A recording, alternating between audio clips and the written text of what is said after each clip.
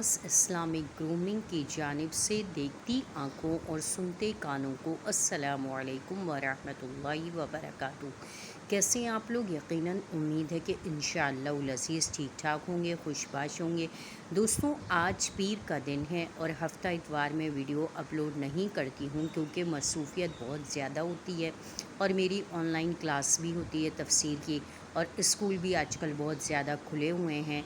Saturday की भी working हो रही है तो उसकी वजह से टाइम नहीं मिल पाता है। तो सैटरडे संडे को मैं वीडियो अपलोड नहीं करती हूँ। मंडे से लेके फ्राइडे तक आप तक मेरी वीडियो पहुँचती हैं। तो आप लोगों के जहन में रहे कि मंडे से फ्राइडे तक आपको रोज़ाना एक नया टॉपिक और एक नया जो है आपको आपकी नॉलेज होगी एक नए टॉपिक के साथ, और आपके कमेंट्स और आपके सवालात और आपके जवाबात का सिलसिला रहेगा। दोस्तों, हमारा एक नया शॉर्ट का चैनल है पयामे रोशनी, उसको भी देखें क्योंकि उसके अंदर हम one line answer, one word answer के ऊपर बात करते हैं। तो दोस्तों, आज 11 रबीउल अव्वल है।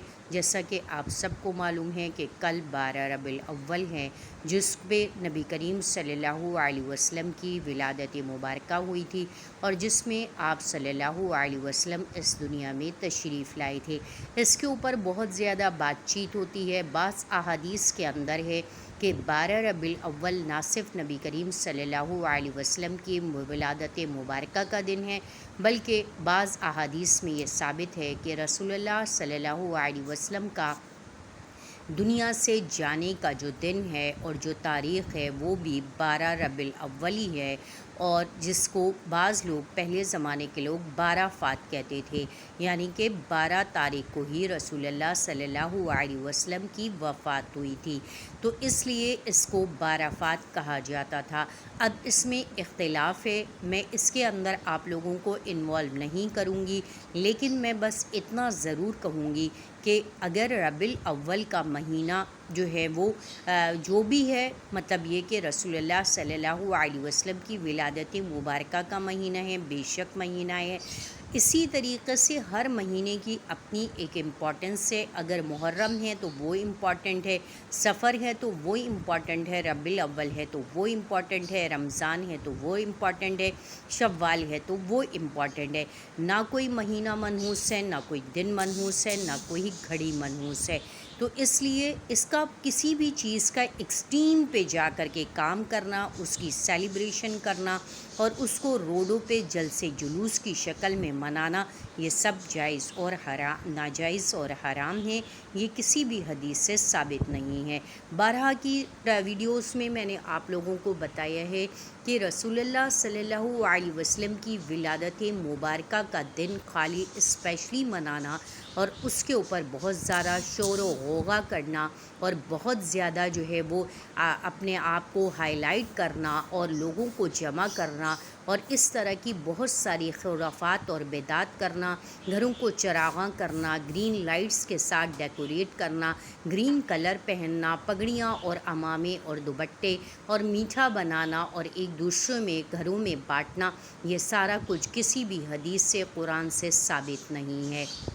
बारहा आप लोगों को इस टॉपिक पे बता रही हूँ सिर्फ आपका अक़ीदा सही करने के लिए, आपका विज़न आपका क्लियर करने के लिए कि आपके माइंड में कहीं कोई भी शैतान इस तरह का वसवसा या थोड़ा सा भी शोर होगा डाले तो वो आप अपने माइंड के से निकाल के फेंक दीजिए कि किसी भी हदीस और कुरान के अंदर ये चीज़ साबित नहीं है।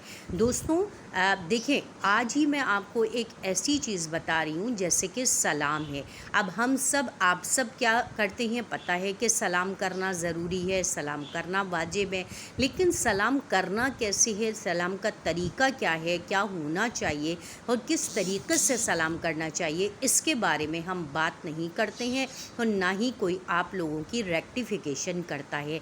अक्सर लोग जो है वो वेव्स कर देते हैं, अक्सर लोग सलाम नहीं करते हैं, हैंडशेक कर देते हैं, इसी तरह शेक हैंड करते हैं, इसी तरीक़े से जो है वो बहुत सारे लोग जो है दूर से ही हाथ हिला देते हैं और बाज़ लोग मुंह में ही खाली गर्दन हिला करके कह देते हैं कि जैसे वो सलाम कर रहे हैं।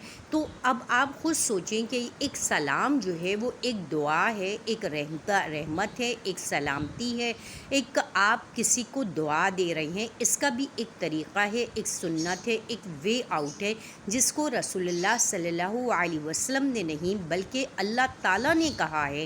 اللہ تعالیٰ نے اس کی ادائیگی کا طریقہ بتایا ہے۔ اللہ تعالیٰ خود ہمارے اوپر جنت میں جانے کے بعد اپنے تمام جنتیوں کو سلام کریں گے اور سلامتی دیں گے اور دعا دیں گے کہ اب تم سلمہ یسلمو کا مطلب ہوتا ہے سلامت امن میں آنا اور جو ہے سلامتی ہونا، یعنی کہ سلامت رہنا۔